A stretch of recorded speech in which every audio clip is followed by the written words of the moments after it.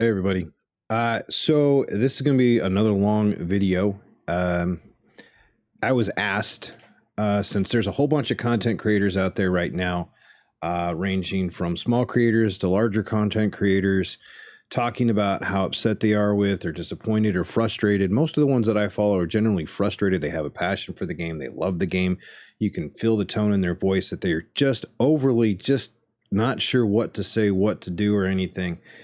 But some of them are big enough they're getting asked. Like Lad had to put out a video about how he feels about Destiny 2 right now in the season. Sweats made comments about it. Lots of content streamers out there, big and small. Again, well, I put out a video the other day that said, unfortunately, Bungie proved me right.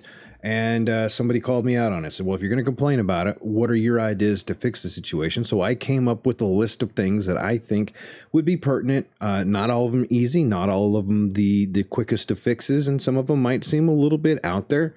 But this is the way that I work. I don't have any true game development experience, except for some of the stuff I helped my kid with, and while he was doing what's called Code Ninja programming game apps for the mobile device. But most of my experience comes from years and years of gaming, passion for it, starting all the way back in the 90s, starting on an Atari 2600, on a Tandy, the Packard Bell, on a 14.4 modem, working all the way up to today, going from Ultima Online to EverQuest to World of Warcraft on the day of launch, playing that for almost 2 decades, EverQuest 2, tons and tons of games that I've had experience with, plus the 30 years I've been or so in IT, specializing in network and cybersecurity and data analytics and forensics and analysis. Combined that just, I think, hopefully gives me an overall general idea of some ideas that may help. So what I'm going to do in this video is talk about those things and what I think Bungie could do to improve. Now, this doesn't mean that I'm telling them how to do their job. I'm not that pompous. I might get very energetic and I might get very passionate about it. I think there's some things they're doing right, and I think there's a lot of things they're not doing right. I think that they need to try to switch things up and balance things around. And if they can make those improvements and bring it back up, I think we'll be okay. The longevity of Destiny, I don't know right now. It does linger in the back of minds of a lot of different players and a lot of different consumers, as I refer to the players that pay for the game. Actually, transactions, once you're at that point, you're a consumer. So I think that'll come into play later in what we're going to be talking about to walk through those things. So with that said, let me pull up the Word doc that started small and then got kind of big. But I guess I should pull up the YouTube video. Now we'll skip that one so we don't need to make the video longer than it needs to be. Anyways, in my last video, I was asked as a really kind comment, and I appreciate them asking, and I appreciate them calling it out, because a lot of the streamers and a lot of the content creators, they do complain, but they don't give a lot of ideas, except for maybe in the live streams, but not in content like this. So I will back up what I've talked about. So my observations playing Destiny since it launched, Destiny 2 since its launch, and Bungie in their current reiteration of Destiny 2. Again, my experience is not in game development, but multiple other ones, and my feeling, I've also got a lot of experience in Python, PowerShell, and C++. But I have also checked out a lot of the forum posts and everything, and try to get a general understanding, and I read all the comments and all the videos that I've posted.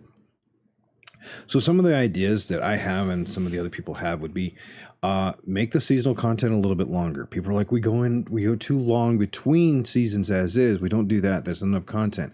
Well, if we went with a slightly longer season, doing 3 seasons instead of 4, that gives us an extra month. We've already found out we can handle that.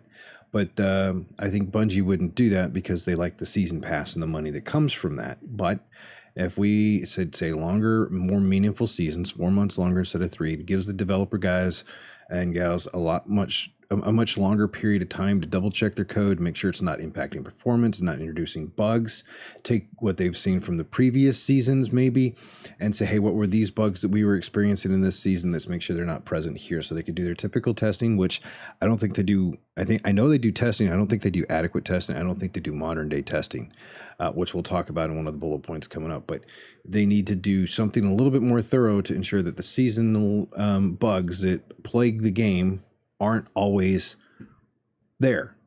You need a long-term fix and a short-term fix. Short-term fix, couple seasons maybe, but this is 4 or 5 seasons now that we're seeing the same thing. I'm going to refer to the artifact mods and their associated bugs and some sharding and load time stuff. So they need to work on that. By doing 4, it gives them an extra month to test it, make sure they're not rushing it out, and everything should work, and then they can go from there.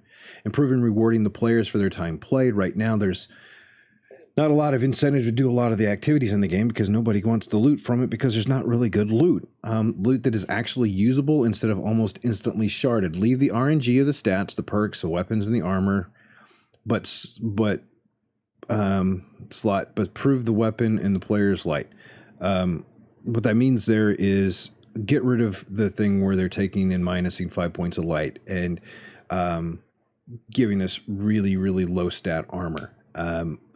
Instead, look at the mechanics. You can use the system already. They already have RNG in place. They can look and assess a player's light level. They already do that. And then they deduct a 5. And they can look at the player's armor and see what the average attribute rank or number is for that armor, and then reward the player appropriately. Meaning, if I am a 1585 Titan, and I have, say, an average of, with all my armor masterworked, I have an average of 84 with the masterwork. But if you take the masterwork away, you got to subtract that out. You see the armor average is maybe 63.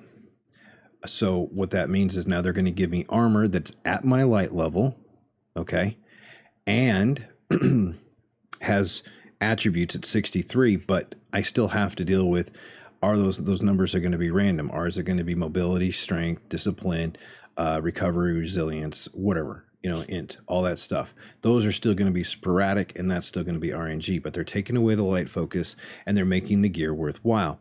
The same thing for the weapons. You're going to still have the perks and everything, and the randomness of the frames and all that stuff. Just give it to us at light. And by that, I mean, take it a little bit step further by making the methods for attaining the loot, giving more like in D1 when you had activity specific loot for like the strike specific loot, things like that. So if I go into the strike, I know I'm going to get something. If I go into Crucible, I know I'm going to get something worthwhile. If I go into Gambit, I know I'm going to get something worthwhile. And one of those things I was thinking with the armor, and this is an idea, is to, again, get rid of the light level deductions, get rid of all that, but have them look at the random generation, doing the assessment to say, hey, look, here's a couple of things. People are going to chase. If I don't know why Bungie's afraid to give us loot. Okay, there's tons of games out there that prove, ranging from medieval like Diablo all the way to Modern Warfare and all those. And they drop the stuff. Everything's usable. You don't have to worry about it in the light. Give us the stuff at a light. Now and I don't know why they're afraid of us leveling either, because it's only 10 points and the new DLC comes out. It's 50 points. It's pretty quick. Everyone's already got tons of guides out there on how to level up. Don't worry about that. People are going to play the game. Give them the loot. And what I think is blues should drop at their average light level. Powerful tier 1s should drop at 1 point and 2 point, 3 point, and such. But as they're going, if they get a legendary, that should always be a +1 to whatever. They're going to get there.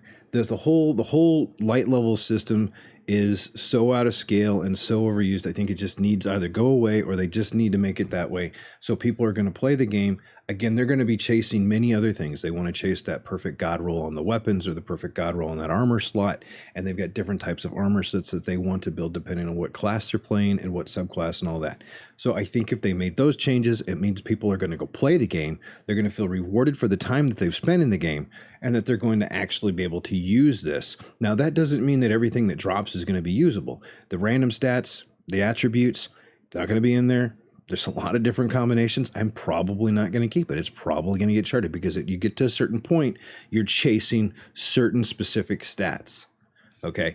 Same thing with the weapons. Don't be afraid to give us loot. We're going to earn it either way. You want us to keep coming back to play, make it fun, make it worthwhile. All these other games do it. I think that would be a huge step in the right direction. Okay, that was just something I was asked about. Refocusing the grind. The MMO grind, I grew up into that, again, playing Ultima Online, World of Warcraft, EverQuest, all these other games, long-term MMOs, even single-player games like the Final Fantasy games when they first came out on the Super Nintendo and the NES and all that stuff. It was a grindy game. You played and you grind and you got to level and all this other stuff. Same thing with a God of War. You can play that through a lot. You can do these things in these games and you pick this stuff up, but it's not a fatigue. And I know a lot of people say, well, it's just franchise fatigue. You're burnt out. I'm not burnt out on the game. I love the game. If I was burnt out, I wouldn't keep playing the game. I have friends in the game that I really enjoy playing with. They like playing the game, but more and more they're disappearing now because they don't enjoy it, because they don't feel it's worth their time or their investments. Okay. They're not getting loot. They're not getting appropriate loot. They're not getting much of anything out of it. So what I would say is they need to redefine the grind. And by that, I mean, don't force players to do an activity that they really don't want to go in and do. Okay. If they want to go play PvP and they're not in, or if they want to go do PvP and they're not much into PvE and they're not really in the PvP VE gambit, don't make them do those activities, but make the PvP really rewarding. Now, this does have a campaign and story mode, so that's a little unrealistic. But for the PvE players that just want to play the game, log in and do the things, don't force them to do the activities to get certain things that you earn in PvP or PvE. Anything you earn in PvE, you should not have to go into PvP to accomplish. It doesn't make sense to say, hey, look, you're going to do steps 1 through 40 in PvE. Then you got to do step 41 in PvP and then drop back out. And people are like, oh, it's just PvP. Suck it up and deal with it. Players don't want to, and they're either not going to do it, and it's going to turn them off for the game and they'll leave, or they're never going to get that collection. It's going to frustrate them because they didn't complete the collection. I'm thinking catalysts, like your Vigilance Wings, your Might of MIDI tool, and there's half a dozen others. They just don't want to go do it because it's PvP and they don't enjoy it. 80% of the player base is PvE. Why make 80% of your player base go do something they may or may not like? Most of the people I know, they really don't care to go into PvP. But that's because I don't PvP. They don't. But there's a few people I go with and they like PvP. But that's what I'm thinking. And so I was asked, and this is one of the ideas I have. Also, fully track everything that a person does or player does on their Guardians throughout the season. This thing where you do the seasonal weeks, the challenges each week, and you might have done Gambit and had to reset something and you busted your butt off on it. Busting through a rank and reset in Gambit takes quite a bit of work. And I'm not a fan of Gambit. It's no secret, I'm not a big fan of Gambit. I don't like how long sometimes it can go if you have a random team, invaders and perking and dropping. And I've had matches go over 30 minutes. Not all that great. So I'm not a big fan because of that. But if they're going to go in there and they take the time, they're going to run it, they're going to reset it. The next week when it comes in, don't make them go run more Gambit if they accomplish what was needed to be done the week before. Follow through. Some of the seasonal challenges each week, look back and take into account what you already did. Season restarted. I had like 4 or 5 of the things, or I think 14 of the things done already. So keep that in mind. Fully track it through so they don't get frustrated. They're not forced to do something they either really don't want to do or never really interested in doing, and doing it over and over and over and over again. Seasonal challenge is a little different though, because it's there. They don't have to do it if they don't want to. It's ways to earn things. But if they're going to participate in the activity already and bust their butt off on it, take that into consideration. I think that would go a long way. The tower. The tower really serves no purpose. We can do everything from the app, which is outside of the game. Hopefully that comes into the game. We can start doing that from orbit. But our Vanguard means nothing. Their loot is crap. The weapons, they might have a god roll every now and then that's decent, but the armor has really on 99% of the time has low attribute armor that means nothing, and it's already 5 points below the light. So it's kind of insulting the people that have already played the game or familiar enough with the game to say, hey, this is not worth going after. It doesn't give me long-term stats. It doesn't do anything for me. It's just a way here to spend me loot and make me think I'm doing something. It might appease to the new player or the new casual player that doesn't know better and thinks that they're getting something good. But a lot of times when they get the blue, they're instantly going to replace it. So make the Vanguard valuable again. Let their armor roll again at the average attribute of whatever the person's wearing in their armor for that class. Okay? Might be a little bit more math, but say, hey, look, we're going to give you the armor at your current light level. Okay, your average light, your base light, not with the artifact, but the base light.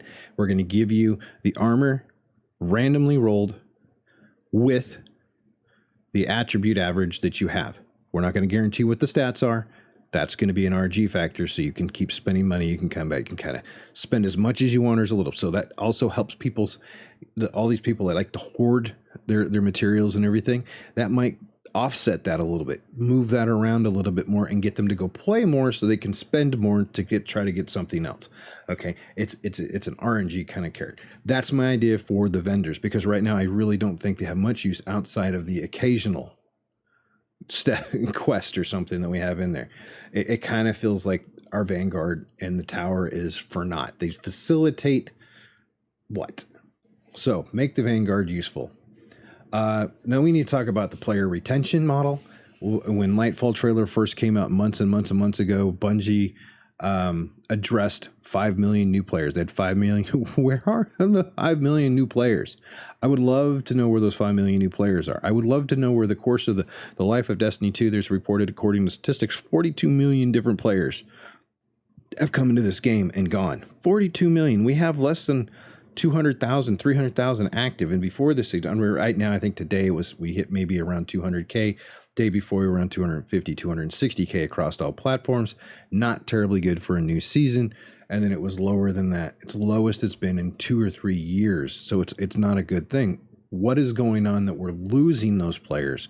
We're losing some veterans. They're starting to disappear because they don't like where the game's gone. They don't like how simplified it's gotten. There's other games that are coming out and people are like, oh, that's only temporary. They're going away. You're going to have a certain amount of players that are going to stop playing this game. They're going to play something else. They're going to really enjoy it, not come back. They're going to play another game and say, hey, this is kind of fun. It fills my time. I'm taking a break from Destiny, and then they're going to come back, play a couple hours, and this nothing's changed. I don't want to mess with it. I want to try to catch up, and they're not going to come back. There's a couple of those groups. So you're going to lose players that way. But are those 5 million new players, where are they going? Are we losing them in the first couple hours because the new light experience is not the best in the world? Because if you're going to promote yourself as an MMO and a storyteller, and Bungie does a fantastic job at telling stories, you need to put better in-game help mechanics. You need to spell certain things out for people every now and then. And that's not super clear. Now, a lot of us didn't have that. We had to figure it out. But a lot of people today, they need a little bit more hand-holding and need a little bit more direction. So you need to be able to pop something up or let them, when they hover on top of the quest that's in the quest menu and the bounties and stuff, give it more details or give them the ability to click on it to get more information to give them better direction. Okay, so they understand more of what they're needing to do. And there also needs to be things out there to help them understand the mechanics of armor and everything. That needs to be explained in such a way that they're going to learn it and not tune it out, because a lot of people just tune things out and don't depend. The developer cannot depend on YouTube and content creators alone to explain that to them. You should not, as a game thing. It's great to have them out there. I get a lot of answers from certain things as I'm playing, but you can't expect that to be there. Okay. So retention, where are they going? Are they leaving after the first couple hours? Did they hit the paywall and decide, hey, this isn't worth playing because I thought it was free to play, but it's actually free to try, because you're going to hit a paywall and you can't do certain activities till you have that content. All right. They need, again, as I said before, they need a much better methodology for testing performance and bugs instead of relying and depending on the player base, like they said. And everyone out there, you're attacking me on this half the time saying, well, they don't have the staffing or anything. Do you know what? This is what they do for a living. They are a game studio. They develop games. They are supposed to be able to test that and develop and deliver a quality product to a consumer. If it's sold, it should be tested and validated, because consumers, there's digital consumer rights and there's consumer rights. That's why we have the Better Business Bureau and all this other stuff for delivering a solid product that is as best as ability to be complete and stable and have performance at sale and launch. When I get handed off, I give you my money and you hand off your product to me, I have certain expectations and I believe I should have certain rights to expect that that product is going to run as intended and as advertised. Okay. So There's ways to do that. I do know they started bringing in a machine learning team and standing that up. They're going to stand up the environment. What that means, again, is you can take a whole bunch of static information from the game, drop it in this virtual realm with an artificial intelligence, and it's going to apply machine learning technologies and techniques to this data and say, here's our static, here's the perks and the attributes and everything else. How do these all fit together? And then you take in the player database and you run simulation, tens of thousands simulations in a day or an hour. It's not graphically based. It's all zeros and ones, and I've simplified it, but it's able to see anomalies and everything else. I'll use the seasonal artifact bug. You can say, here's all the artifact mods that we had last season and the seasons before. Here's the ones that we're going to present this next season. Here's all the static mods we have for armors and weapons and everything else that are already in the game. Here's that, run a simulation, do 20 or 100, 150, 200,000, 300,000 things of people taking things off. What happens on the reset for people that have taken all the artifact mods off versus people that haven't, which ones here, all this. And you can do any possible combination. The computer will take care of that for you, and then it can help identify those issues and identify what's going to happen so they can get ahead of it before the launch and actually get things done, which is why, again, I said they need a longer season so they can spend 1 month doing better Q&A. Okay. Communications, gray area. I understand there's been a lot of people that attack them. There's been positive, there's been negatives. They should never attack. Anybody should never attack anybody, but there's also positive feedback, positive criticism, and everything that can be offered. They have a marketing team, they have a public relations teams, community managers. What they're going to have those, they're going to address the public. They need to actually be good about communicating, not just piecemealing and choosing what they do and what they don't. Marketing team, I think, missed the bullet on the season. They needed to do a better job of getting some hype out of it. We could have had more players. I don't think the season did as well as it did because they kept it to the cuff and wanted to be super secret. And I love on their Twitter yesterday, they were talking about, if you guys think you can do the job better than us, come work for us. And I'm like, that's perfectly fine. Either you're saying that you don't believe in it or you need a better marketing team. I don't understand on that one, but I think they missed the bullet. They need to do better about addressing technical stuff. They need to define what's going on with their roadmaps and the accountability, because what's going to happen is they're expecting us to purchase the game in good faith, get the downloads in good faith, the extensions in good faith, all this other stuff, the market that it's going to work. We're going to get the season pass. We're going to buy it. We're going to get a weapon out of that season pass, and it's going to work. Or they're going to disable it for a couple of weeks after we paid money for it. See what I'm saying? So as a consumer, we paid for something and it was broken and they took it away, and they're taking their time when they could have tested it properly. Anytime that happens, they have to have better communication. Not just saying we're investigating it. There should actually be, in my mindset, CD Projekt Red did a really good job with that. Outriders did a really good job with it. They did some technical briefs and they let people know, hey, we found these issues. Some of them were a little more complicated. They don't have to go into it. They just do a high-level summary or something. And some of them are pretty simple, but you get an idea. You understand. And people are like, oh, that's too hard for them.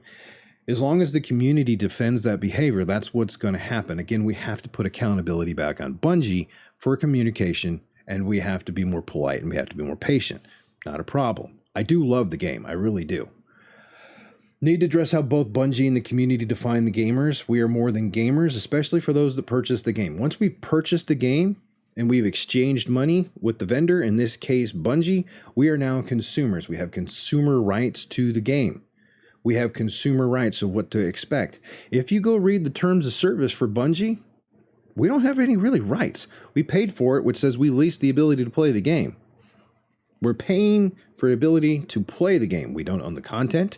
We don't own our guardians. We don't own any of that stuff. That's all on them. And they also take and limit their liability. Should their code do anything to harm your system, your physical PC or your consoles, they limit their liability to that. They want to take as little responsibility as possible. So I think in order for a big change to happen, and this is just not just Bungie, this is across the board, many game studios, I think there's probably have to take legislation, but I don't see it being that far off because it was brought up in a couple of documents with all the gotcha games, gambling, and the loot boxes and everything else. Terms of service was mentioned, where the terms of the service 100% benefit the game studio and publisher and give the consumer no rights. I could have bought the game day one and spent $100 on the game and had these terms of service, taken the time very clearly to read the terms of service before I bought it with my money, because you're allowed to, and then bought it. But they reserved the right to change the terms of service without my knowledge or notification or anything.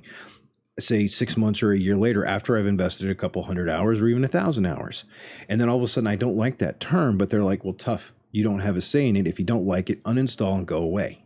I've spent my time, my energy, and my money, but they changed it. And there's no accountability back to them. There's nothing to protect the consumer that purchased the game that says, hey, you have these rights. These are things that the game company has to provide to you as the consumer. So I think there's going to have to be something that takes place with the TOS to make it better, to simplify it, and resolve that kind of problem. Is that one an easy one? No. Do people want government involved in our stuff or laws or anything? No. But unfortunately, since the game companies and the studios can't police themselves and put proper respect to the consumer, I don't see how else it would get accomplished, but I do see it happening, especially given things like the loot boxes and the crates and the gambling and all that stuff that have been going on in the EU, really getting traction and starting to get some traction here in the United States. So if the game companies aren't careful, I believe you will see a future, maybe not this year or next year, but soon, where there's going to be something that governs the minimum rights for consumer rights inside of a TOS of the game. Again, this isn't all easily done. These are just some random ideas that I had on how we could improve the game, make the game a little bit better. But again, I'm not a developer. These are just things that I know over the years that I've been doing in IT or playing the games that I wish this and wish that. I don't think they're unreasonable. I don't think that it would be detrimental or negatively impacting the game. People want to play the game. They enjoy what Bungie has in the game. They enjoy this fresh hybrid of FPS and MMO. Get a little bit more focused on MMO. They're trying to make it really eccentric on weapons. I've talked to a lot of people. The gunplay. If you want gunplay, there's other games. The uniqueness of Bungie that has made them so successful is they married gunplay with magic, with abilities, with supers. Give us back the ability to use our supers on a regular basis, okay? I've been in too many GMs, I've been in too many raids, I've been in too many strikes, too many runs where people don't use their supers because they don't come back fast enough and they're holding on to them for an emergency situation. Supers are there to be used, and the abilities are supposed to be fun. And you can build to get certain things at a certain time and get it back, but they shouldn't feel like it's a chore to be able to use an ability. And you don't have to balance Titan equal to Hunter equal to Warlock. Make them have different things. It gets complicated in PvP, but you'd have to do different kind of a build system, which is what they finally started doing. So I didn't list separating out the databases that PvE should not be impacted by PvP. Those two should never influence each other whatsoever. Okay.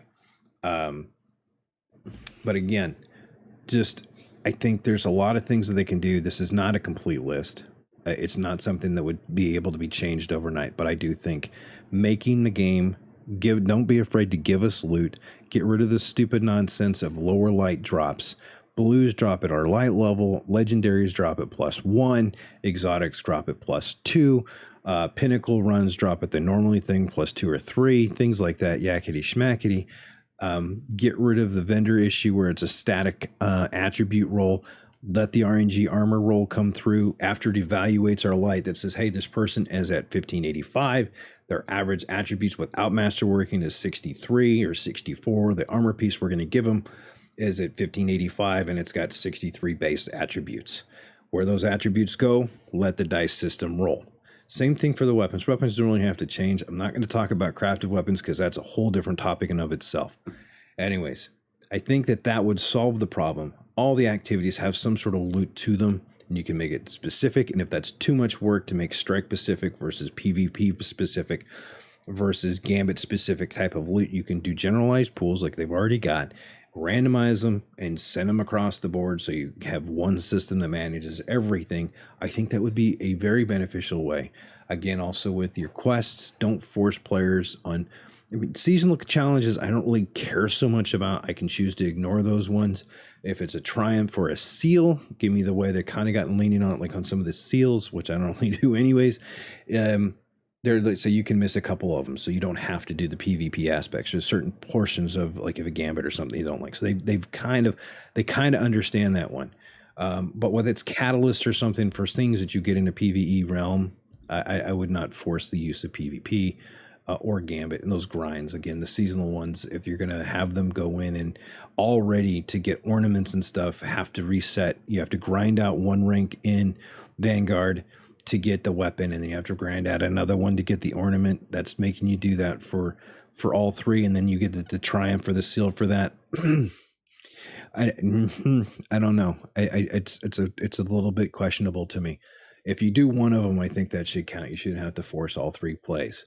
If you get all three, then that's fine, but you should let that count, kind of a thing. So track everything, make the Vanguard meaningful. Let's do some stuff with loot, and then do better testing. That's my stance on it. That's what I think. Please let me know in the comments below. I know it's not perfect, and some people might laugh at this, and people might go at it again. I'm just a guy that likes to play games. I like to talk. I have my technology, the background. I'm pretty thick skinned, so you can bring it. I do not appreciate trolls. I will engage or ignore a troll completely, call you out for buffoonery and all that. But if you leave, I want meaningful comments. I want meaningful conversations. I don't care if you disagree with me. I welcome the disagreements. I welcome people bringing a logical point, intellectual conversation. So, well, I don't think this, I think this, or I kind of agree with that, which is what I like, because we get the conversation. Everybody gets to contribute on it. We get to doing it. Nobody roast anybody in the comments. It's absolutely not called for. If you want to pick on somebody, make fun of somebody, you can direct it at me. I have no problem with that.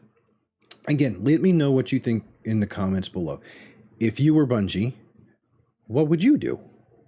Really, what would you do? Anyways, this is Geek. I will see you guys in the game or around on the web, in streams or whatever. I'm sorry I had to record this video. Apparently, when I was cleaning the desk or moving a microphone, cable came undone, and it recorded and never got any audio. My bad. So, anyways, you guys are awesome. Please stay safe out there. Hope everyone's having happy holidays and enjoying themselves. And again, enjoying what we're having of the season. I'm enjoying parts of it, and I'm still playing it. Unfortunately, several of my friends are not playing it anymore. So it's yeah. Anyways, y'all are awesome. Let me know before. If you like this, let me know. I do have some news that came out today. They flooded the market. Well, flooded YouTube and everything with Diablo 4 news and a bunch of player experiences. And I will be playing Diablo 4, so I'm doing a summary video on everything that we know now, collected from both Blizzard and from the Diablo 4 teams and from several content creators trying to get at one spot, so I can start doing that. But that'll be coming out later. That's going to take a little bit more work to get put together. And y'all are awesome. Hit me in the comments. I will see you in game. Stay safe out there.